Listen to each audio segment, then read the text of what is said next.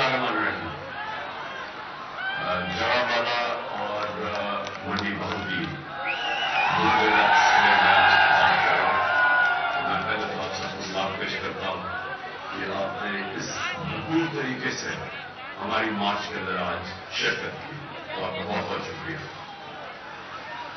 آج میں سب سے پہلے تو آپ سے جس چیز کی بات کرنا چاہتا ہوں وہ جو کہ آج ہمارے پارلیمنٹیرینز اور ہمارے سینیٹرز آج انہوں نے سپریم کورٹ کو پٹیشن کی ہے کہ اعظم سواتی کا جو ایشو ہے اس کو سنا جائے، جو اعظم سواتی سے زیادتی ہوئی، جو تشدد ہوا اور جو پھر وہ ٹیپ بھیجی گئی اس کے گھر پہ، جو کہ ہم سب کے لیے شرمندگی کا باعث ہے اس قوم کے لیے، اور پھر ارشد شریف کا جو اس کو قتل کیا گیا، جو اس کو اسیسینیٹ کیا گیا، شہید کیا گیا، اس کے اوپر، اور پھر میرا جو وزیر آباد پہ میرے اوپر جو قاتلانہ حملہ ہوا، اور میں ایک پرائم منسٹر اپنی ایف آئی آر رجسٹر نہیں کر سکتا اور کوئی اور ایف آئی آر دی، اور پولیس نے میری ایف آئی آر رجسٹر نہیں کی جبکہ پنجاب میں ہماری حکومت ہے۔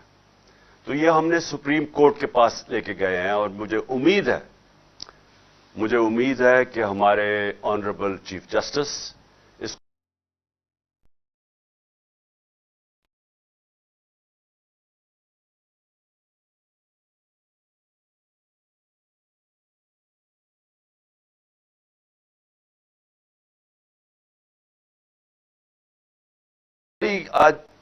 آج کل سوشل میڈیا کا زمانہ ہے، ساری دنیا کی انفارمیشن ہمارے پاس آ جاتی ہے۔ برطانیہ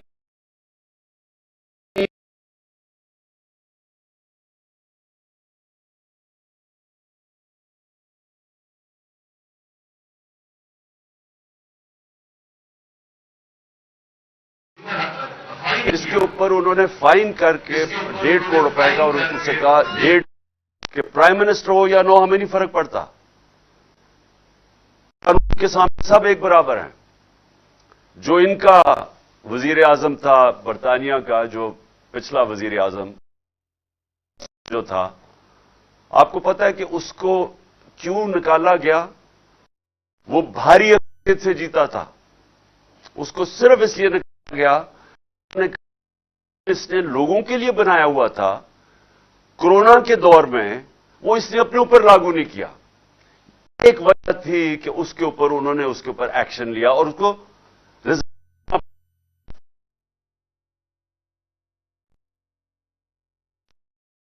کیونکہ قانون کی حکمرانی ہے، انگریزی میں قانون کی حکمرانی کو کہتے ہیں rule of law. Rule of law میں جو میں میری جو تحریک 26 سال پہلے میں نے شروع کی تھی، انصاف کی تحریک، یہ قانون کی بالادستی کی تحریک ہے، انصاف کی تحریک ہے۔ اور یہ اس لیے نہیں، لوگ میرے سے کہتے جی آپ کا معاشی ایجنڈا کیا ہے؟ اب ملک میں خوشحالی کیسے لے کے آئیں گے؟ اگر ملک میں خوشحالی لے کے آنی ہے تو یہاں انصاف قائم کرنا پڑے گا۔ جب تک اس ملک پاکستان کے اندر قانون کی حکمرانی نہیں ہوگی، یہاں خوشحالی نہیں آنے لگی۔ جو بھی کوئی ہمارے ماضی میں جھوٹ بولتا رہا ہے کہ میں ایشین ٹائیگر بنا دوں گا یا میں لاہور کو پیرس بنا دوں گا، یہ نہیں بن سکتی جب تک انصاف نہیں ہوگا۔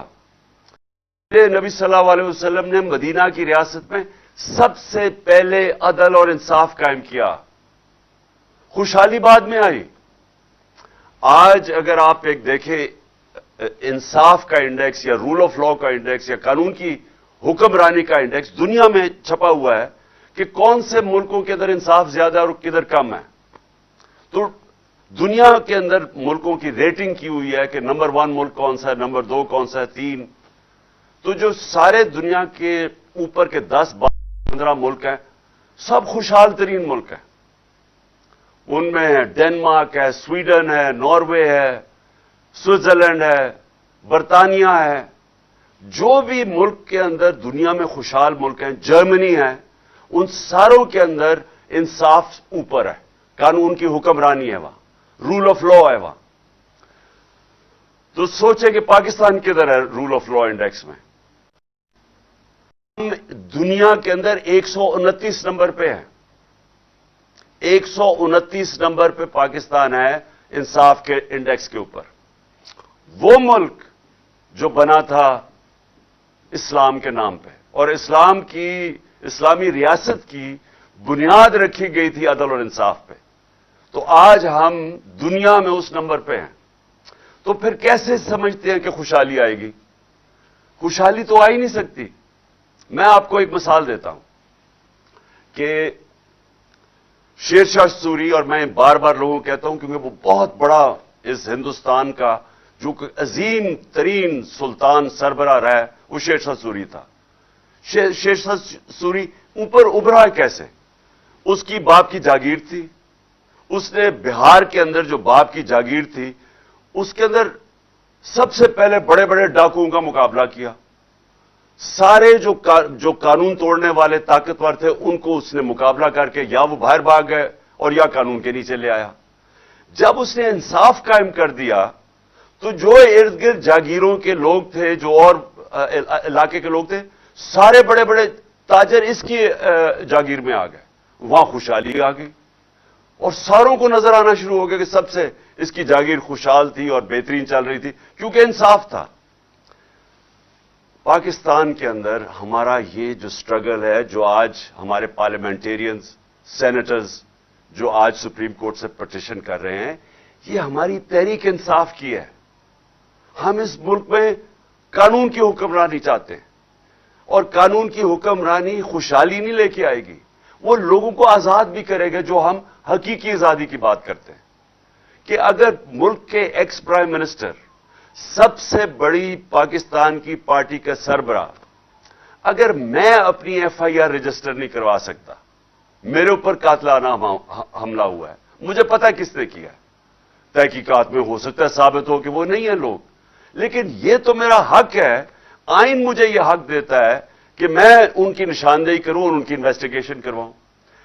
मैं अपनी FIR नहीं दर्ज करवा सका। पुलिस भी हमारी, फिर से पंजाब हमारे नीचे है, लेकिन उन्होंने मेरी बात नहीं सुनी, ताकतवर हलकों की बात सुनी और नहीं हमारी FIR दर्ज करवाई। तो बात यह है कि अगर मेरे से यह हो सकता है, अब सोचे सारे पाकिस्तान के अंदर आम आदमी के ऊपर क्या गुजरती होगी। देहातों में क्या होता है? सारी सियासत देहातों में है, थाना, कचहरी, पटवारी। कभी सुना बर्तानिया के अंदर या स्विट्जरलैंड में या स्कैंडिनेविया में कि वहां कोई थाना कचहरी की कोई हो रहा सियासत हो कि मैं अब तुम्हारे थाने में काम करवाऊंगा, कचहरी में काम करवाऊंगा, इसलिए मुझे वोट दो? वहां क्यों नहीं है? क्योंकि वहां इंसाफ है। इंसाफ इंसानों को आजाद करता है। क्यों नहीं है इन सारे मुल्कों में, बर्तानिया में, यूरोप में, यहां कब्जा ग्रुप क्यों नहीं है? इधर क्यों नहीं कब्जा ग्रुप लोगों की जमीनों पे कब्जा करते हैं? क्योंकि इंसाफ है। उनकी अदालतें कमजोर को हकूक देती हैं। कमजोर के पास ताकत है क्योंकि अदालतें उनको कानून के मुताबिक इंसाफ देती हैं, इसलिए उनकी जमीन पे कोई कब्जा नहीं कर सकता। क्यों नहीं आज पाकिस्तानी, 1 करोड़ पाकिस्तानी है बैरून मुल्क, ये इनके पास जितना इनका सालाना आमदनी है वो तकरीबन हमारे 22 करोड़ के बराबर है। इनकी जो बाहर पैसा कमाते हैं ये तकरीबन हमारे जितनी है, 1 करोड़ पाकिस्तानियों की। अगर ये सोचें कि ये सरमायाकारी पाकिस्तान में शुरू कर दें, तो पाकिस्तान में तो हमें जरूरत ही नहीं होगी IMF की या ये किसी और लोगों के पास कर्जे मांगने के लिए। अगर वो सिर्फ सरमायाकारी पाकिस्तान में कर दे तो हमारा मुल्क तो खुशहाल हो जाएगा। अब सवाल यह है कि वो क्यों नहीं पाकिस्तान में सरमायाकारी करते? उनसे पूछे। उनको मसला पड़ जाता है कि पाकिस्तान में प्लॉट भी खरीदते हैं ना, तो प्लॉट के ऊपर भी कब्जा हो जाता है। उनको यही नहीं होता कि सबसे आसान चीज है पैसे कमाए मैं प्लॉट ले लूं। जब प्लॉट भी उनके ऊपर कब्जे हो जाते हैं और अदालतों में जाके फंस जाते हैं, इंसाफ नहीं मिलता, तो वो सरमायाकारी कौन करेगा? वो जाके दुबई में चले जाते हैं, मलेशिया में चले जाते हैं और मुल्कों में सरमायाकारी कर। पाकिस्तान में नहीं आ रही, आती है। लेकिन अगर ये हम अपने मुल्क में अपना इंसाफ का निजाम ठीक कर दें, उनको इत्मीनान हो जाए हमारे इंसाफ के निजाम में, मैं आपको यकीन दिलाता हूं कि जितना पैसा वहां से आ सकता है, हमें कोई बेकारियों की तरह दुनिया में नहीं जाना पड़ेगा। لہذا پھر سے میں کہتا ہوں 26 سال پہلے جب میں نے اپنی انصاف کی تحریک شروع کی تھی تو میں نے ایک چیز نشاندہی کی تھی کہ ہمارا مسئلہ ہی ایک ہے، یا انصاف نہیں ہے، کیونکہ میں نے تو ساری دنیا دیکھی ہوئی تھی، مجھے تو پتہ ہے خوشحالی کیوں آئی ہے وہاں. میں پاکستانیوں سے جو باہر رہتے ہیں، بزنس کرتے ہیں، میرا تو ان سے ملنا جلنا تھا، تو مجھے تو پتہ تھا کہ وہ کیوں بیچارے آنا چاہتے ہیں پاکستان، وہ بیچارے پاکستان میں انویسٹ کرنا چاہتے ہیں، لیکن وہ کیوں نہیں آ سکتے؟ کیونکہ ان کو یہاں اعتماد نہیں ہے. ایک انگریزی کا لفظ ہے کانٹریکٹ انفورسمنٹ. ان کو اعتماد نہیں ہے کہ ہمارا جو کانٹریکٹ آنر ہوں گے یا نہیں ہوں گے، تو وہ پیسہ نہیں لگاتے ہیں. سرمایہ کار ہمیشہ بزدل ہوتا ہے، کیونکہ سرمایہ کار نے اپنا پیسہ کمایا ہوتا ہے، وہ چاہتا ہے ادھر پیسہ لگائے جدھر اس کی آمدنی ہوگی. تو جب اس کو یہ خوف ہو جائے کہ میں اگر یہاں انویسٹ کروں گا تو یہ پیسہ میرا پھنس جائے گا، وہ کبھی پیسہ نہیں لگائے گا. وہ جتنا مرضی پاکستان سے پیار کرتا ہو، جتنا مرضی درد رکھتا ہو پاکستان سے، وہ سیلاب کے لیے ہم نے مانگے، اربوں روپے گھنٹوں میں اکٹھے ہو گئے، لوگوں نے پیسے دیے، لیکن سرمایہ کاری نہیں کرتے. تو لہذا یہ جو ہماری تحریک ہے، اور میں اللہ سے دعا کرتا ہوں کہ یہ جو ہماری حقیقی آزادی کی تحریک ہے، یہ دراصل انصاف کی تحریک ہے، اور یہ شروع ہوتی ہے جب ہماری عدالتیں کھڑی ہو جاتی ہیں. ایک لوگوں کے لیے جو سمجھتے ہیں ہم کمزور ہیں اور ہمارا طاقتور کے سامنے آمنا سامنا ہو گیا، تو لوگ چاہتے ہیں کہ ہماری عدالتیں ہمارے ساتھ کھڑی ہوں. میں وہ ونسٹن چرچل جو برطانیہ کا پرائم منسٹر تھا دوسری جنگ عظیم کے اندر، تو جب ہٹلر کی جو بالکل برطانیہ کے اوپر حملہ کرنے یعنی آنے لگی تھی برطانیہ کے اوپر، وہ فرانس کے بارڈر پہ کھڑی تھی، ان کے جہاز بمباری کر رہے تھے برطانیہ پہ، تو خوف میں لوگ جب اس کے پاس گئے اور پوچھا کہ ہم بچ جائیں گے، تو چرچل نے کہا کہ کیا عدالتیں انصاف دے رہی ہیں؟ وہ حیران ہوئے کہ جی عدالتوں کا کیا چکر ہے؟ انہوں نے کہا جی دے رہی ہیں. تو ونسٹن چرچل نے کہا کہ کوئی طاقت ہمیں تباہ نہیں کر سکتی جب تک ہماری عدالتیں انصاف تھے. تو میں آج پھر سے بڑے ریسپیکٹفلی آنریبل چیف جسٹس سے کہتا ہوں کہ یہ بہت امپورٹنٹ چیز ہے. پاکستان کا نمبر 1 انویسٹیگیٹو جرنلسٹ صحافی ارشد شریف کو شہید کیا گیا. اس کے اوپر پوری تحقیقات ہونی چاہیے. کون تھے وہ لوگ جنہوں نے دھمکیاں دی؟ کنہوں نے اس کے اوپر ایف آئی آر کٹوائیں؟ کیوں ملک سے باہر اس کو جانا پڑا؟ اس کے بعد کیوں آگے ادھر سے گیا؟ اور پھر اس کا قتل، یہ جو اس کو شہید کیا گیا، اس کے اوپر پوری انویسٹیگیشن ہونی چاہیے. دوسری چیز میں سمجھتا ہوں کہ اعظم سواتی سے ہوا، اس کے اوپر صرف سپریم کورٹ کے اوپر ہمیں اعتماد ہے کہ وہ اس کے اوپر انویسٹیگیٹ کر سکتے ہیں. اور تیسرا میرا کہ یہ تو میرا حق ہے ایف آئی آر کا، تو میں چاہتا ہوں کہ اس کے اوپر بھی ہمارا سپریم کورٹ ایکشن لے. اب میرا جو دوسرا ایشو ہے وہ یہ کہ یہ جو لندن میں فیصلہ ہو رہا ہے، 2 اہم فیصلے کر رہے ہیں. کیا الیکشن جلدی ہوگا یا لیٹ ہوگا، اور دوسرا فیصلہ ہے کہ آرمی چیف کون بنے گا. تو میں پھر سے آج ساری قوم کے سامنے یہ بات رکھنا چاہتا ہوں کہ یہ ناممکن ہے کسی کا تصور کرنا کہ ایک مفرور، ایک سزایافتہ آدمی ملک کے اتنے اہم فیصلے کرے گا. یہ کسی مہذب معاشرے میں نہیں ہوتا. اور اس سے بھی بڑی بات کہ جو شہباز شریف پرائم منسٹر ہے، کیا اسے نہیں پتا کہ اتنا سینسٹیو معاملہ جو کہ آرمی چیف کی سلیکشن کا، یہ کیسے ایک مفرور اس سے کیسے کنسلٹ کر سکتا ہے؟ یہ آفیشل سیکرٹس ایکٹ کی وائلیشن ہے، اور اس کے اوپر ہم اپنے وکیلوں سے بات کر رہے ہیں، ہم اس کے اوپر ایکشن لیں گے. کیونکہ یہ کیسے اتنی بڑی، اتنی امپورٹنٹ پوزیشن پاکستان کی نیشنل سیکیورٹی کے لیے، آرمی چیف کی جو پوزیشن ہے وہ اتنی امپورٹنٹ ہے، یہ کیسے اس مفرور کے سامنے پاس بیٹھ کے ڈسکس کر سکتا ہے؟ اور دوسری بات کہ الیکشن ہوں گے یا نہیں ہوں گے، یا کب ہوں گے، اینڈ میں ہوں گے، جلدی ہوں گے. سوال یہ ہے کہ کیا وہ مفرور، وہ سزا یافتہ آدمی جو کہ چوری کے پیسے سے وہاں بیٹھا ہوا ہے لندن میں، کیا وہ فیصلہ کرے گا یہ اہم؟ کیا اس کو پاکستان سے پیار ہے یا اس کو کوئی اسٹیک ہے پاکستان میں؟ بچے اس کے باہر برطانیہ پاسپورٹ لے کے بیٹھے ہوئے دونوں بیٹے، اس کا جو سمدھی ہے، جو اسحاق ڈار ہے، وہ باہر، اس کے بچے باہر بیٹھے ہوئے ہیں، شہباز شریف اس کا بیٹا باہر بیٹھا ہوا ہے، سب بھاگے ہوئے ہیں کرپشن کیسز سے۔ کیا یہ آدمی فیصلہ کرے گا کہ پاکستان کے لیے الیکشن جلدی ہونے چاہیے بعد میں؟ جس آدمی کا صرف مقصد ایک ہے، کس طرح وہ پہلے جو پاکستان کا پیسہ چوری کیا، اربوں ڈالر اس نے باہر رکھا ہوا ہے، اور پھر NRO کیسے لینا ہے، اس پیسے کو بچانا کیسے ہے، جس آدمی کا اصل مقصد یہ ہو، کیا وہ فیصلہ کرے گا کہ پاکستان میں الیکشن کب ہونا ہے؟ سب کو پتا ہے، کوئی بھی معیشت کے ماہرین سے آج آپ پوچھ لیں کہ جس دلدل میں پاکستان گرتا جا رہا ہے، جو اس وقت پاکستان کے حالات ہیں، جو معاشی حالات ہیں، جو مہنگائی ہے، جو بے روزگاری ہے، جو انڈسٹری بند ہو رہی ہے، جو ہماری ریمیٹنسز گر رہی ہیں، ایکسپورٹس گر رہی ہیں، آمدنی کم ہو رہی ہے، جو ہمارے کسانوں کا آج حال ہے، ہر چیز نیچے جا رہی ہے۔ جب ملک کی آمدنی کم ہوتی جا رہی ہے تو ہم نے قرضے کیسے واپس کرنے ہیں؟ قسطیں کیسے واپس کریں گے جب آمدنی کم ہوتی جا رہی ہے؟ اور یہ کیسے ٹھیک ہوگا؟ جب تک یہ حکومت بیٹھی ہے تو ٹھیک نہیں ہوگا، کیونکہ جب تک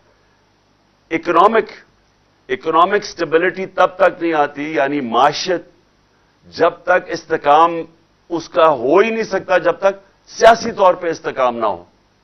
پولیٹیکل سٹیبلٹی ہوگی تو معیشت کی سٹیبلٹی ہوگی، وہ ہو ہی نہیں سکتی کیونکہ کسی کو ہی نہیں پتا کہ آگے کیا ہوگا، حکومت کتنی دیر چلے گی۔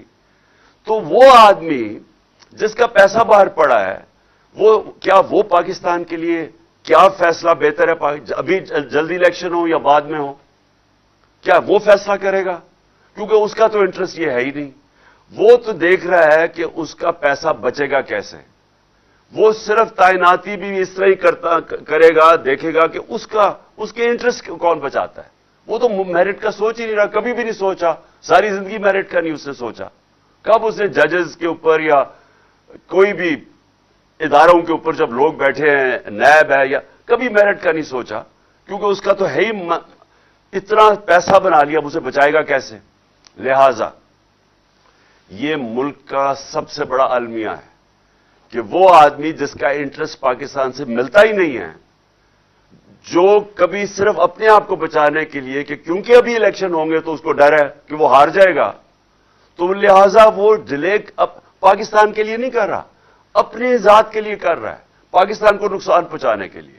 تو میری دوسرا پوائنٹ یہ ہے کہ یہ بھی آج سارے ملک کو سوچنا چاہیے کہ ایک ایسے آدمی کو کیا ہمیں اجازت دینی چاہیے اتنے اہم فیصلوں کے لیے؟ بالکل نہیں دینی چاہیے، اور یہ جو بھی فیصلہ کرے گا اپنی ذات کے لیے کرے گا، پاکستان کے لیے نہیں کرے گا۔ اب میری تیسری بات،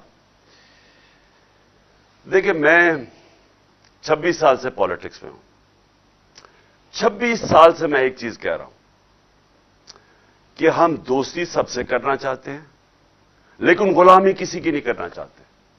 یہ میں نے آج نہیں کہا، میرے 26 سال سے بیان پڑھ لیں کہ میں نے ہمیشہ یہ کہا ہے کہ پاکستان سب سے دوستی کرنا چاہتا ہے۔ ہم تو اگر کشمیر کا مسئلہ ہندوستان تیار ہو جائے حل کرنے کے لیے، ہاں ہم تو ہندوستان سے دوستی کرنا چاہتے ہیں، میں نے کوشش بھی کی شروع میں جب میں اقتدار میں آیا، لیکن غلامی کسی کی نہیں ہم کرنا چاہتے۔ میں نے آپ کو میرے بیانات پڑھ لیں، جب ہم نے امریکہ کی جنگ میں شامل ہوئے، وار آن ٹیرر میں، میرے سارے آپ بیانات پڑھ لیں، میں ہر جگہ کہتا رہا کہ یہ ہماری جنگ نہیں ہے، ہم اپنے لوگوں کو قربان کریں کسی اور کی جنگ میں۔ 20 سال میرے بیان پڑھ لیں، میں ایک ہی چیز کہتا رہا کہ ہم نے اپنے لوگوں کو اس لیے قربان کیا کیونکہ ہم آزاد نہیں ہیں، ہماری آزاد سوچ نہیں ہے، ہم غلامی کر رہے ہیں۔ ہماری جو فورن پالیسی ہے وہ پاکستان کے لوگوں کے مفادات کی حفاظت نہیں کرتی، وہ کسی اور کے فورن پالیسی کے مفادات کے لیے اپنے لوگوں کو قربان کرتی ہے. لیکن میں دشمنی تو کبھی بھی کسی سے نہیں چاہتا. کون عقل مند آدمی چاہتا ہے کہ لوگوں سے دشمنی ہو؟ ہم تو ہم چین سے اچھے تعلقات چاہتے ہیں, ہم روس سے اچھے چاہتے ہیں, ہم امریکہ سے چاہتے ہیں, ہم سب سے چاہتے ہیں. غلامی کسی کی نہیں چاہتے. یہ کوئی میرا انٹرویو 26 سال میں بتا دے کہ میں نے اس کے علاوہ کوئی بات کی ہو. حیرت مجھے یہ ہے کہ یہاں ایک پروپیگنڈا سیل بیٹھا ہوا ہے اور وہ وہاں سے بیٹھ کے فیڈ کرتا ہے صحافیوں کو, جو ان کے پاکٹ صحافی ہیں, یعنی ان کے بغل بچے ہیں. ان کو باقاعدہ بتایا جاتا ہے اور وہ جو بھی میں باہر انٹرویو دیتا ہوں اس میں سے چیزیں چنتے ہیں, پھر ان چیزوں کو اٹھاتے ہیں اور مطلب کچھ اور نکال دیتے ہیں. یہ بھی آج نوبت آنی تھی کہ 2 صحافی ان کو بیان دینا پڑا کہ ہمارے بیانوں کو غلط پیش کیا جا رہا ہے, یعنی میرے انٹرویو کو غلط پیش کیا جا رہا ہے. انہوں نے کہا ہے, اور وہ غلط اس لیے کر رہے ہیں کہ یہاں پورا پروپیگنڈا سیل بیٹھا ہوا ہے. وہ ساری کوشش کر رہے ہیں کہ کسی طرح یہ ثابت کریں کہ عمران خان نے کچھ کہا تھا تو کچھ اور ہو گیا. میں نے جو سائفر ہے نیشنل سیکورٹی کاؤنسل میں رکھا ہوا ہے, پارلیمنٹ میں رکھا ہے, صدر نے چیف جسٹس آف پاکستان کو بھجوایا ہے, کیبنٹ کے اندر رکھا ہے. جو اسد مجید جو ایمبیسڈر تھے واشنگٹن میں, جس کی ڈونلڈ لو سے بات ہوئی, انہوں نے شہباز شریف کے دور میں نیشنل سیکورٹی کاؤنسل میں بیٹھ کے کہا ہے سائفر کا کہ بالکل وہ جو میں کہہ رہا تھا وہ باتیں ڈونلڈ لو نے صحیح دھمکیاں دی اس کو کہ عمران خان کو ہٹاؤ. اس میں تو کوئی شک ہی نہیں ہے, کیونکہ اس دوسری سیکورٹی کاؤنسل جو بیٹھی تھی شہباز شریف کے نیچے, اس نے بھی تائید کی ہے کہ ہاں انہوں نے غلط کیا ہے, انہوں نے مداخلت کی ہے. تو اس میں ایشو کیا رہ گیا؟ آگے بات اب جب کر رہے ہیں کہ ہم نے آگے چلنا ہے, تو آگے تو ہم چاہتے ہیں کہ ہمارے تعلقات اچھے ہوں. میں تو ہمیشہ چاہتا ہوں, کیونکہ جتنے ہمارے دنیا میں اچھے تعلقات ہوں گے اور دشمنیاں کم ہوں گی, ہم تجارت کریں گے اور ملک میں خوشحالی آئے گی. تو مقصد تو یہ ہے. تو یہ میں ابھی نہیں 26 سال سے یہی بات کہہ رہا ہوں. مجھے صرف پھر سے افسوس ہے کہ ہماری صحافت ادھر پہنچ گئی ہے, یعنی اس لیول پہ پہنچ گئی ہے کہ باہر کے صحافیوں کو کہنا پڑا کہ ہمیں غلط طرح پیش کیا جا رہا ہے ہمارا انٹرویو. اور وہ انٹرویو بھی ویسے سن لیں اگر کسی کو, تو آج بتا دیں کہ 26 سال اور اب میں اس میں کوئی فرق ہے؟ اس میں کوئی فرق نہیں ہے. اور آخر میں آپ سب کو, اپنی قوم کو, میں آپ سب کو یہ کہنا چاہتا ہوں کہ یہ وقت آپ نے جانے نہیں دینا. کبھی کبھی قوموں کی زندگیوں میں پھر سے کہتا ہوں, ایسا وقت آ جاتا ہے قوم اس موڑ پہ کھڑی ہو جاتی ہے کہ اگر وہ صحیح فیصلہ کر لے بحیثیت قوم, تو وہ اپنی تقدیر بدل سکتی ہے. ہم آج ادھر کھڑے ہیں کہ ہم ایک حقیقی آزادی کے سفر پہ نکلے ہوئے ہیں. یہ جو ہماری مارچ ہے یہ حقیقی آزادی کے لیے, جو آتی ہے انصاف سے. عام آدمی پوچھتے ہیں کہ جی ہمیں کیا فائدہ ہوگا؟ آپ کو انصاف سے کیا فائدہ ہوگا؟ انصاف سے آپ کو حقوق ملیں گے, حقوق آپ کو آزاد کریں گے.